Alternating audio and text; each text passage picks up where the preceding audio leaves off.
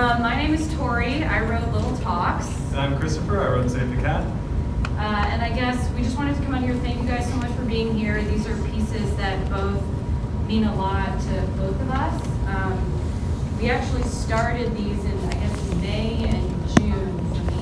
Right, this started originally as part of what was called the Writers' Royale, where every month different playwrights would compete showing one act of their play, and the audience were the top favorites. Here we are getting to do the full shows of our plays that we competed in this past summer, where you're getting to see these shows for the first time in their entirety. Yeah. And bathrooms are out that way. Thank you to Roll Call for having us. Thank you guys so much for being here. I'm personally very excited. And enjoy the show.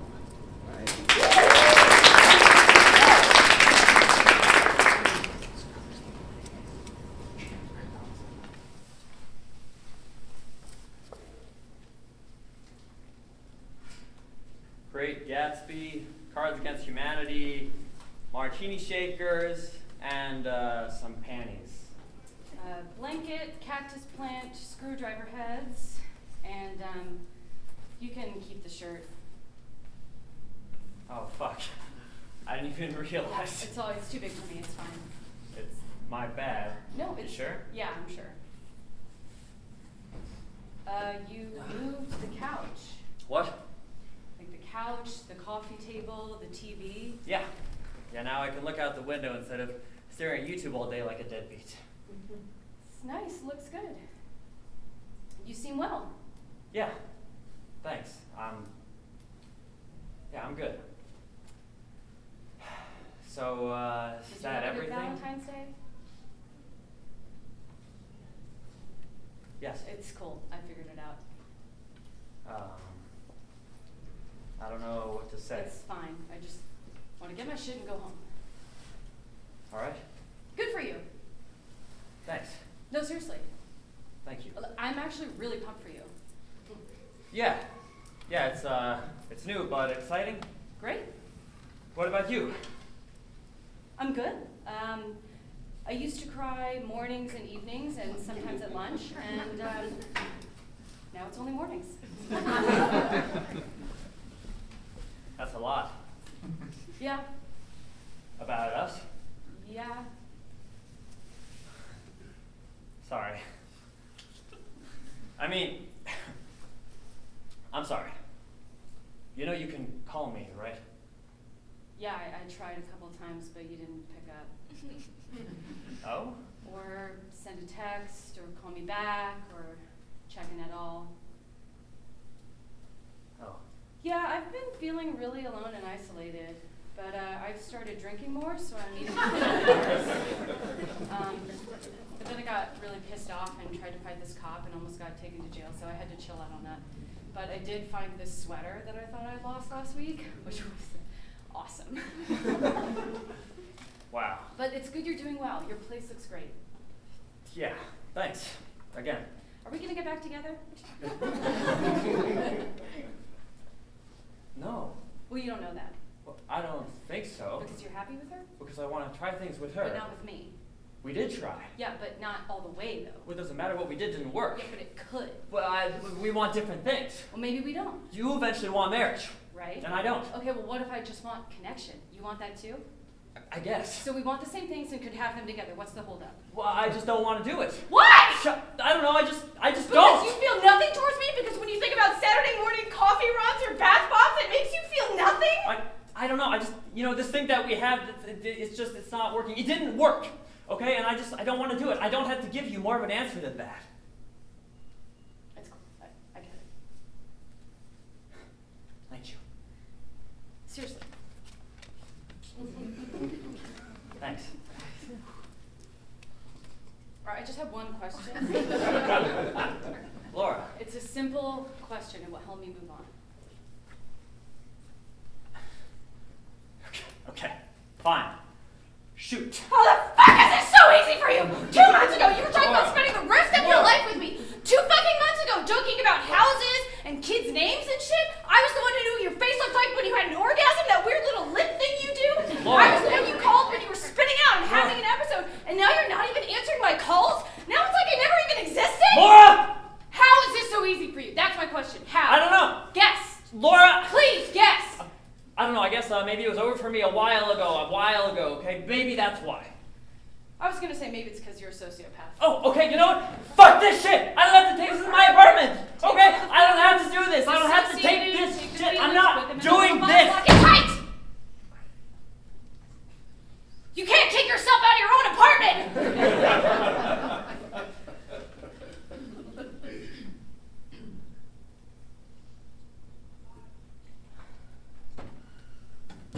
Nick, I don't want to leave things like this. I'm just having a really hard time.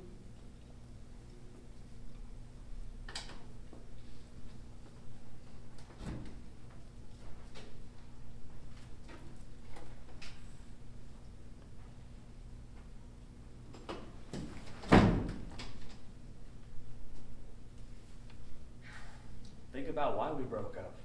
There were reasons. What did you say? You said I was crazy. Everyone's crazy. You said that we were codependent. That's just relationships. Do you still care about me? Yes. What if we're soulmates? I hate that word. Fine.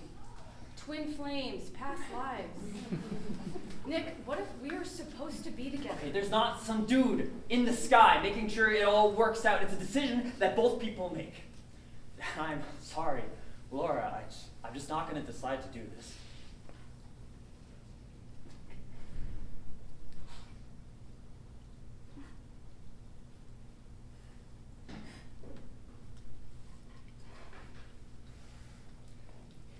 I thought of you this morning.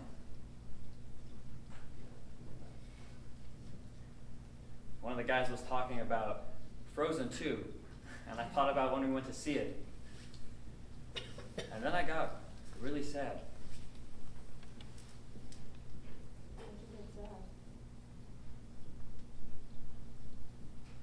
I thought about when we went to see it that first weekend in North Carolina. There was you probably don't remember, but there was a moment when we were walking out of the theater in this group of people and obnoxious kids, and you were a few steps in front of me, and you kind of looked back at me with your hand out, like, hold my hand, loser. I know it's such a small thing, but it made me feel so wanted.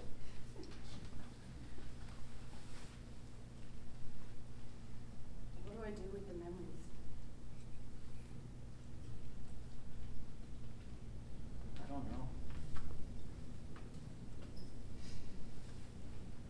Am I gonna be okay?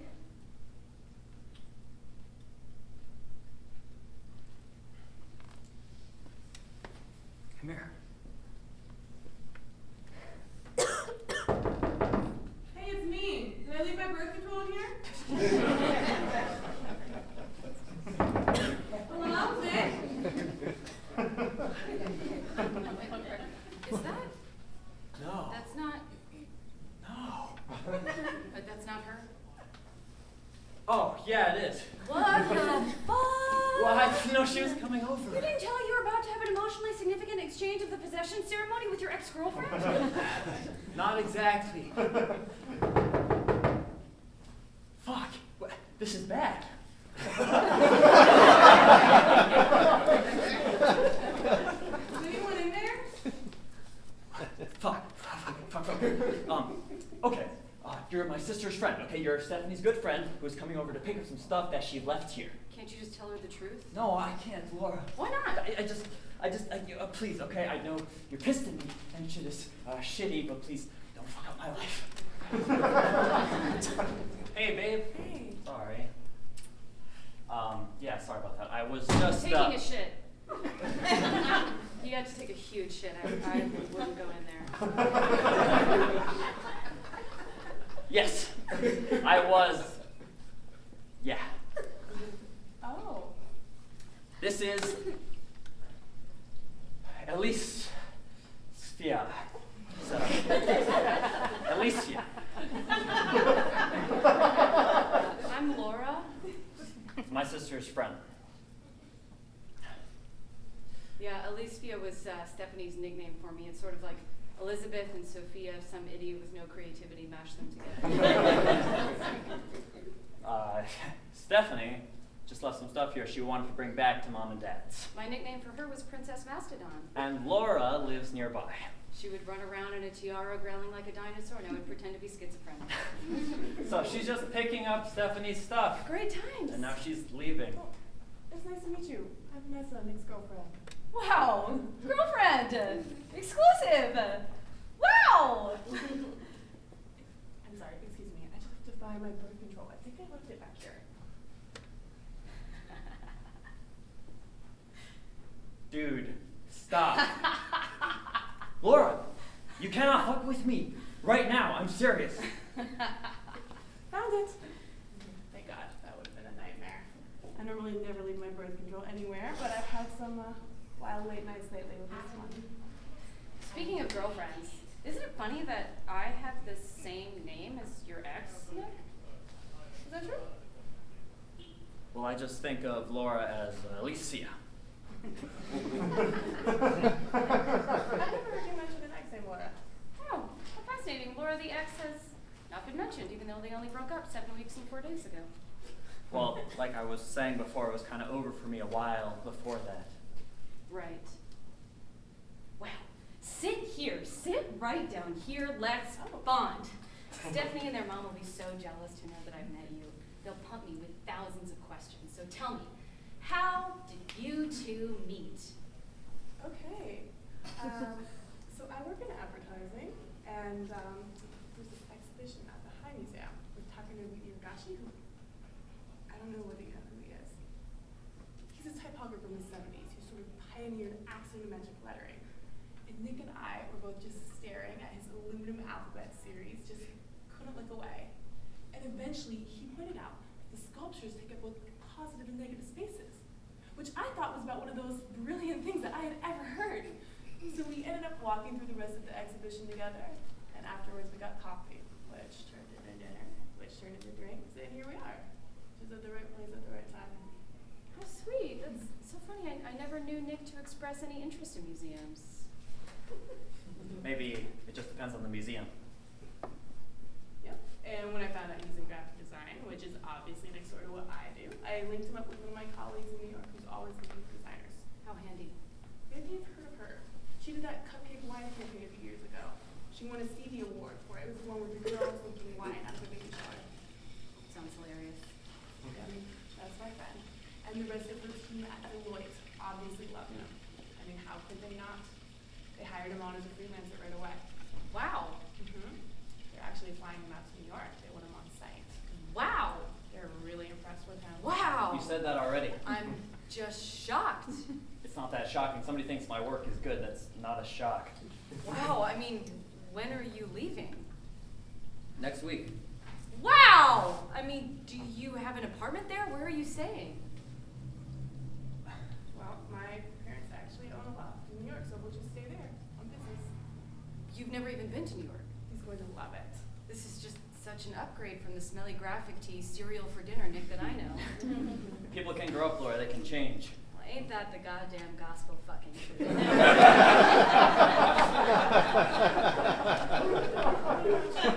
So you grew up with Nick and Stephanie. Yeah, well, I went through a breakup too recently, just like Nick. My ex was so different from him, though.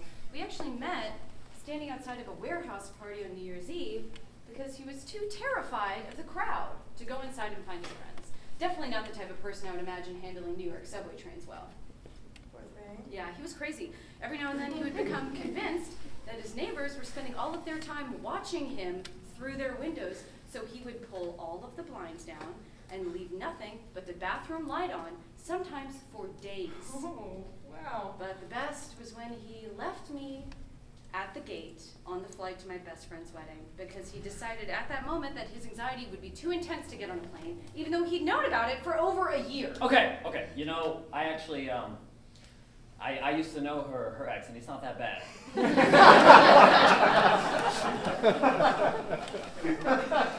I used to kick it with Bart.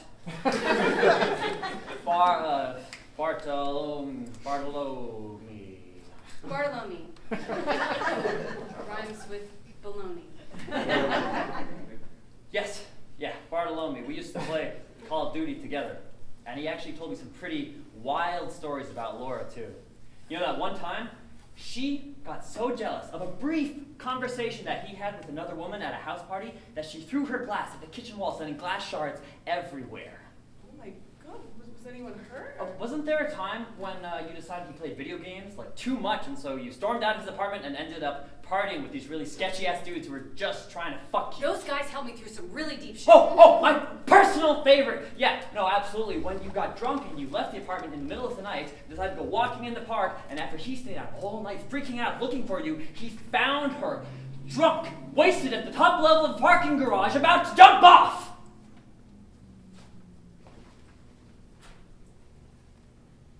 Is she okay? Shit. Yeah, she's fine. Yeah, she can handle it. I'm really glad she got out of that. Hmm? That relationship, it sounds like it was really unhealthy. Yeah, it probably was. Are you okay? Yeah,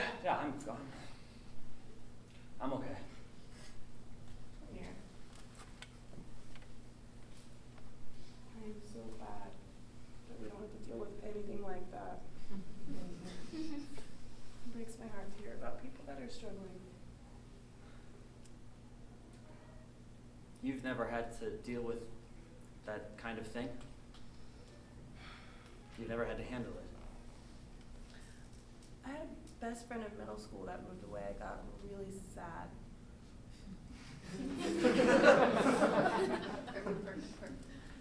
But you've never had a panic attack. You've never been depressed. Is that a problem? No. I love you. Love you. Well, there is one thing I do sometimes that's pretty crazy. How crazy? Like, I don't know if I would tell my therapist level crazy. Okay. What is it? This is so embarrassing. All right, I mean, you can tell me, okay? I'm not going to judge you.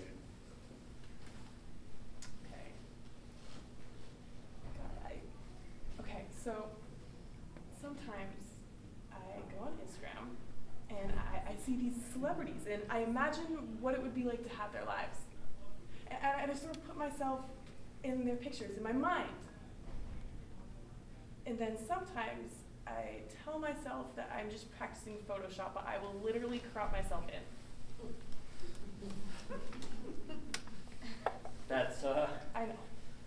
Really? Okay, I told you. Okay, which celebrities? Meghan Markle. Hannah Brown from The Bachelorette. Beyonce. Tatiana Maslany from, you know, the show with the... She-Hulk? Yes. Okay, but that's, okay, celebrities, it's royalty. Yes. And sometimes it's people I know too. Friends. Okay, so what is that? Why do you think that you do it? So you're my therapist now. I don't know. It's like, I don't feel like I've done well unless I have blown everybody else away. And even when I think I do, it feels like it's not enough. I have this voice inside of me that says, I want to host SNL. And I want people to recognize me on the street and tell me how inspired they are by me. I want my life together and ordered and neat and looking fantastic. And I feel like I can't stop. I feel like I can't give up until everything around me is flawless. I know, I'm crazy. You can say it.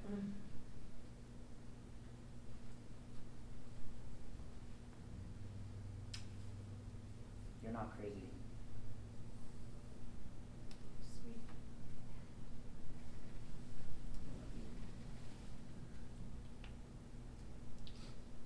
I love you.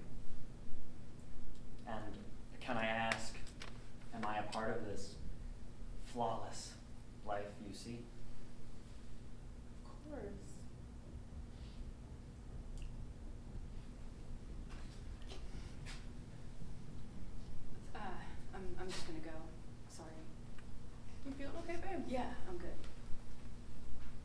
for what it's worth, I'm really glad that you're no longer with him. It sounds like he was mentally unwell. I think I probably brought out the worst in him, too. Did he ever go to that party? What? The one on New Year's Eve. Oh, yeah, So you helped him that night? I guess so. They stayed up all night, dancing. Well, listen, I've had a long line of shitty exes. So just be like Ariana Grande, say thank you, next. I mean, look at Nick and I. You can really meet someone anywhere. Shut up, okay? Yeah. Come here. Come here.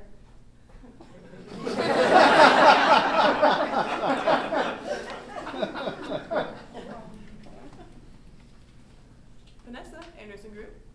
Oh, hi, Georgie. Yes. Yes. I am an interior design guy I would love for you to talk to. I'm writing this all down right now.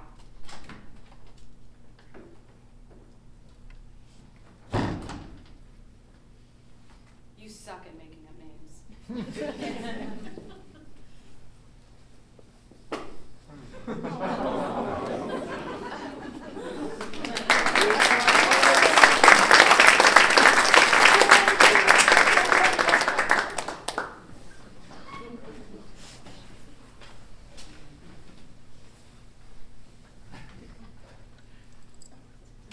A slight hitch in the transition from missionary to doggy style, but that's a difficult one to land for any party. Excellent alignment in the pre-coitus oral performance, and number of orgasms was greater than or equal to the number of people. So overall, I'd give us 8.7. I have not missed the post-game recap. You love the post-game recap. That thing you did with that was new. Yeah, I guess. Different. I mean, not bad different, just, a change. Well, you just had some great makeup sex. Where's your head right now? Is this the post-game interview? If it is, you're blowing it. Come on, man. You just did some solid 9.3 pussy eating. How do you feel? Like a cheating piece of shit. Get real, Nick. That girl isn't even real. What? She's fake. She's not real. You're upset. No, I'm not upset. I upset you. Would you stop staring at me? Stop it! Would you I'm stop sorry, staring are at me? you okay? No, I'm not okay! Why would I be okay? I just fucked Don't up! yell at me! I don't know. I just thought. Just stop! What? That girl's ridiculous, Nick. There's no way you. I mean, she's a rebound. She might not be a rebound. She doesn't even know you can't get on a plane, Nick. She doesn't even know you can't fly. That's just it, Laura. Maybe I could fly. Okay, you always saw me as this person, but there are parts of me before you met me. I'm more than just some dumb kid with Don't undiagnosed yell at me. claustrophobia and anxiety. I love you just the way you are, flaws and all.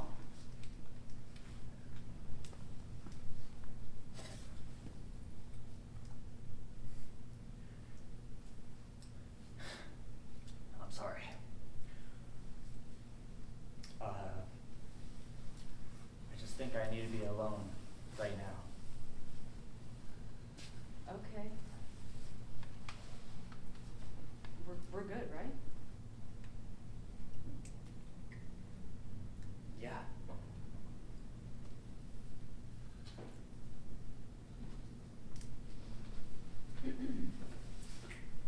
Good afternoon to all customers flying on Delta Airlines Flight 231, Whistler, Crystal, LaGuardia. My name is Tammy, and it's our pleasure to serve you today. As a reminder, federal regulations limit each customer to one carry-on bag and one small personal item that must fit under the seat in front of you. We are now inviting those passengers with small children and any passengers requiring assistance to to begin boarding at this time. Please have your boarding pass and identification ready. Regular boarding will begin shortly. Thank you for flying Delta Airlines.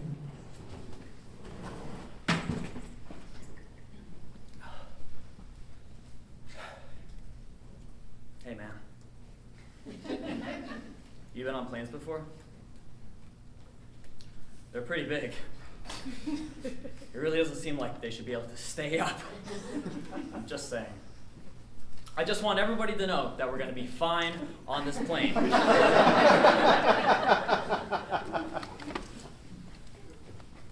You work out? Yeah.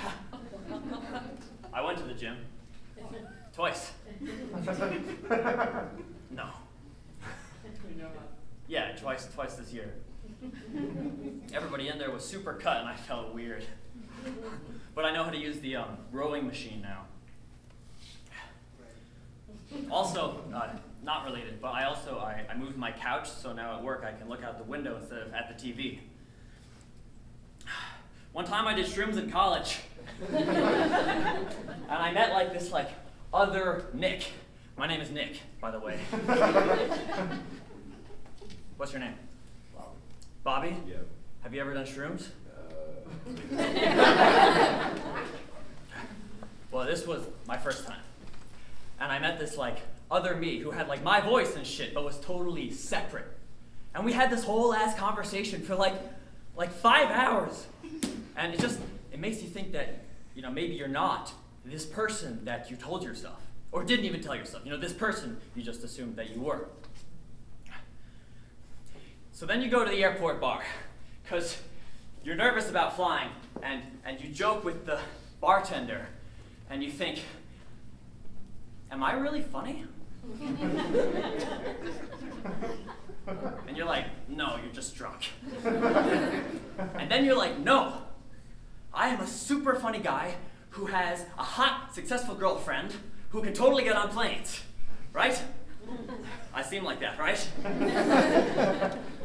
Because my girlfriend is hot and successful. That's a true fact. But then I'm like, damn, those are some tiny ass windows. And so you're on shrooms. And you're talking to this you that isn't you. It's actually, there's this French psychology guy, Lacan, and he calls it the imaginary order of the ego. It's like when a baby starts to recognize themselves in the mirror, but for adults on drugs. Your brain creates this subconscious other person, this ideal, and you have this love-hate relationship with it because you hate it because you aren't it, but you love it because you want to be it. And okay, I'm actually realizing this right the fuck now, but what if they're both you? Okay, there's the you that's watching and says, that thing is a death trap, and I am the voice of reason urging us all to save ourselves. And then there's the you that lives in the mirror, that is goofy and talented, and is getting a new team and a new project that they're flying you all the way out to New York for.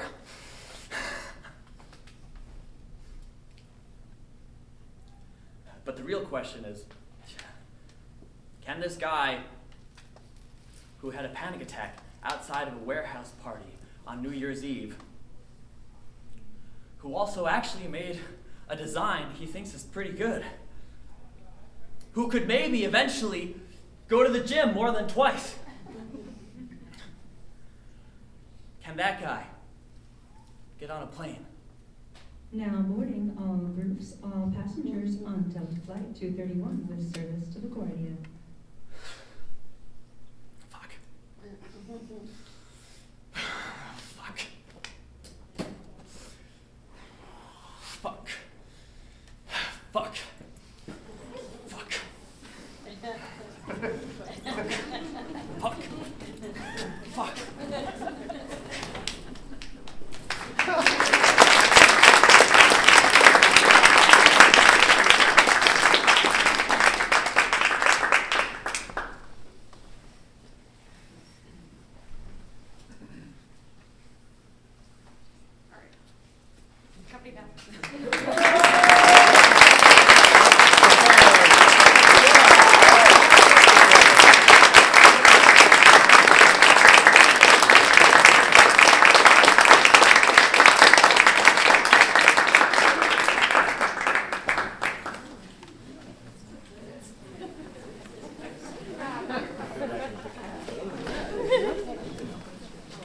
so much, everybody.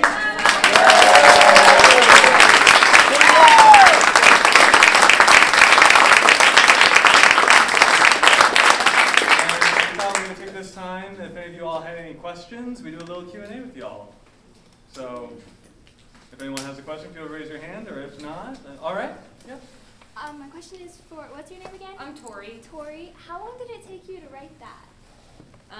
Well, I wrote the very first chunk before Vanessa's entrance. I basically pulled it from conversations I wish I was having with my ex. And so I had sort of pre-written that, and that was in like March or April of this year, and then I condensed it for Writers Royale, which was in May, and then I wrote the second piece it was in June, and then I wrote the second piece in July, and then from like when they, and after, that was like a month ago, 3 weeks ago, so it was in chunks. Yeah. How long did it take you to write it? About 2 weeks. Yes.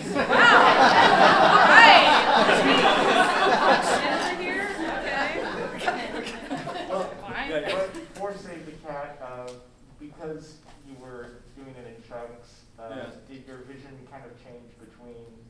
I didn't quite. So yeah, let me clarify. I didn't quite know how it ended. So I had about the first 2 acts figured out, and then finding out that we kept winning, and then I was like, oh crap, I have to know how this ends. Yeah, so that was pretty rough, but then just figuring it all out, just taking like a couple more weeks, then have the ending figured out.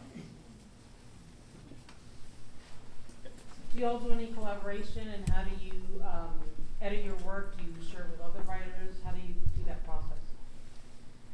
Yeah, I think I personally just like to hear actors read it a bunch, and they can tell you how much it probably pissed them off that like I would give them the script and then be like, wait, stop, just kidding, you're not saying that anymore. I'm like, you know. So I felt like for me, the easiest thing for me with scripts is just to hear it a lot, and then yeah, also like sending it to writer friends for like broad notes.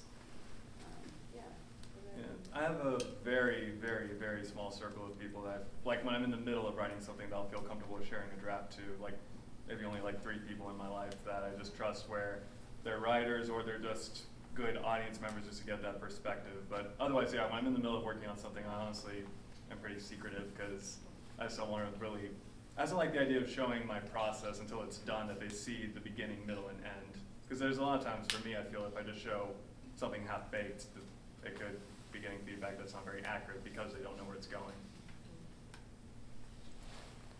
Well, now, I know, Chris, you've mostly done film and TV writing and work and all. This is your first play to write, play to act in. Yeah, and so yeah, that's true. Yeah, this is my first play ever. Yeah, what were some of your takeaways from the difference between the media, between film and stage? What did you learn, or what did you adjust? I really enjoyed the process of like not having to worry about getting crew. If anyone in here has ever worked on film, it's extremely easy to get actors. It's extremely hard to get crew. So not having to worry about getting a cameraman, a lighting guy, a couple PAs, like that was actually really nice to not have to worry about that. So, and then just the idea too that it's like you're just going from beginning to end. That all right, we're gonna like cut here. All right, now we're gonna jump to this scene here, jump back to that scene. So. To me, it was really nice to just have that experience where you're just going from beginning to end. How about you? Like, what's your experience with the theater world? Yeah, I mean, my background's mostly in theater, but this is Okay. the first thing that I've ever like been in that I wrote, and I initially was not supposed to be in it, but real Laura, fucked off to California and left me here. So, sorry, I cuss a lot. In case you couldn't tell from the play, no. Yeah, and so I actually really. At first, I really hated it because I was like saying my own stuff. I was like, wow, this is like way more vulnerable than just like writing it and making other people say it. But yeah, I think like as I did it more, and then obviously like the actors that I did it with were very, made it a safe space, and like I was able to sort of like take the writer hat off and put the actor hat on. But I didn't like it at first at all. But yeah, was it? How did you feel acting then? So it's not my first time acting in something that I wrote. But it's only my second time. But what was really weird for me, so when we did the Writers Royale, I was originally in the role of the detective. I had originally written that role for myself. And someone else, actually Alex Miller, who's here in the audience, was originally the cat burglar. But due to just timing issues of him being in another play around this time, it's like, okay, he can't take up that role, all right. Because there's that whole monologue in the beginning, and then the whole part with like the Captain Commodore Hook thing. Like it's like, okay, that's a lot to make someone to memorize all that on short notice. So I jumped into that, grabbed one of my acting classmates, Zay Calloway, to jump in the detective role. But Yeah, I think that it was also for me, it was like, how much time? Also, Chris like really produced this. Like I was busy at work and he was like, we met up and we were like, hey, we should actually finish Writers Royale. He was like, yeah, we should. I was like, cool. I'm busy. Of course, I would just get texts every now and then like, hey, you're cool with this date? And I'd be like, yes. He's like, all right, cool, it's happening. He really like handled literally everything. Yeah. It's been a bit of a trek getting this. Yeah, so props to that. But it was also we were greenlit like 3 weeks before our first performance. Yeah, So it was also literally like, okay. this past November, like getting to now. Yeah. So yeah, for me it was also like I don't want to make some random person memorize all those lines. I believe someone up front. Yeah. I was just wondering what came first, the acting or the writing, and then you sort of answered that. This was the first time you acted, and you did a really fine job. And how about you? Were you acting before you wrote, or was it? Yeah, but I've done writing for 10 years. I've only been acting for about 3 or 4 years, so I'm a little nearer to it. So between the two, the way I describe it to people is writing is my wife, acting's the mistress. Thank you. Chris? Mark Reynolds, The Gazette. How did you keep the cat so calm? Well, they also initially they had a real live cat. Yeah, so this past summer we used an actual live cat, but unfortunately she was not available. Thank you. You have your hand up? Me? Yeah. Oh, okay. I was just curious if for both of your guys' plays, like, were there alternate endings where technically both your protagonists there could have gotten caught? Like, if any of that was in mind at all, or I thought they ended very interesting. No, the ending. So initially, when doing the Rise Royale, I did have a different ending in mind, just because at the time the actors I had lined up were having different schedules. I was like, okay, this second won't be available, so I got to do this or that. But the idea of like getting the ending I wanted, it was this. So this was always what was truly fully intended. Yeah, I actually had initially I thought like Vanessa would like walk outside and like finish her phone call downstage, hang out, and then be like, wait, and then like walk back in and find them. All right, and then and then watch it all unfold. And initially that third scene, it was just gonna cut from like them kissing to the monologue, but then I guess Niko'a was like, gave me a generous note, which was like, maybe we should have something else in there. And I was like, okay. So I had initially written a version of that scene. But yeah, initially Vanessa was going to find them. But then it was like, it's not about Vanessa. So she didn't. It's about growth. How do you make dialogue feel natural when you're writing it? It's a very good question. I heard one of my favorite writers actually said dialogue, it's like swallowing. Like you can't think about it because then you can't, the more you think about it, the weirder it is. Yeah. So I guess that I take that. I'm like, just try not to think about it and don't think about it. I've had one good writing instructor that explained the concept of dialogue really well. Where he said, when it comes to writing dialogue, think of it this way: that language was invented to hide what we were thinking. Yeah. That like when someone's going to like pick up a girl in the bar, he doesn't go up and say, "Hey, I'd really like to sleep with you tonight. What do you think?" He'll go up and be like, "Hi, can I buy you a drink? You look lovely tonight."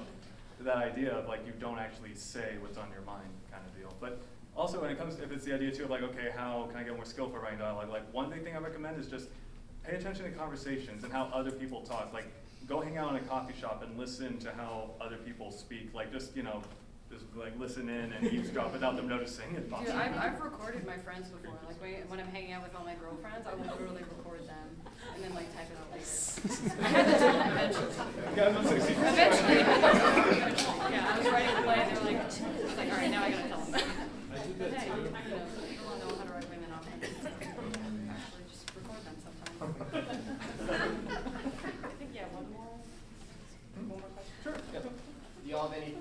projects coming up that we can look forward to? Yeah, I want to do an immersive theater dinner evening with Zelda and Scott Fitzgerald. So it'll be like you're coming, and immersive theater is like you're a participant in it. So there'll be actors that are also like, like Orson Welles, like they're friends, and maybe like 5 or 6 actors that are actually cast as writers or actually cast in the time, and everyone has to show up in 20s. And you like you're at a party with them, like there's alcohol served, and then, they get in one of their big famous fights, and then hijinks ensue.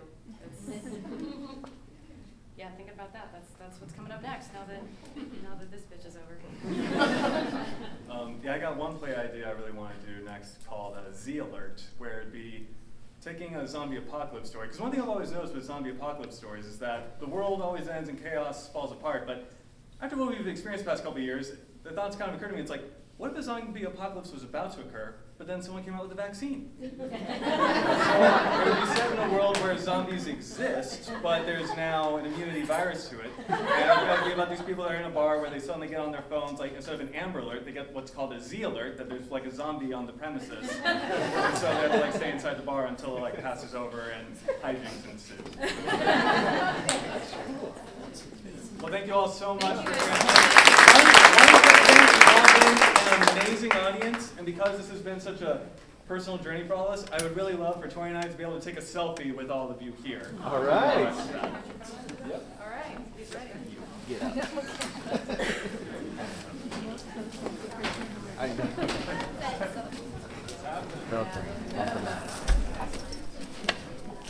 All right. 1, 2, 3.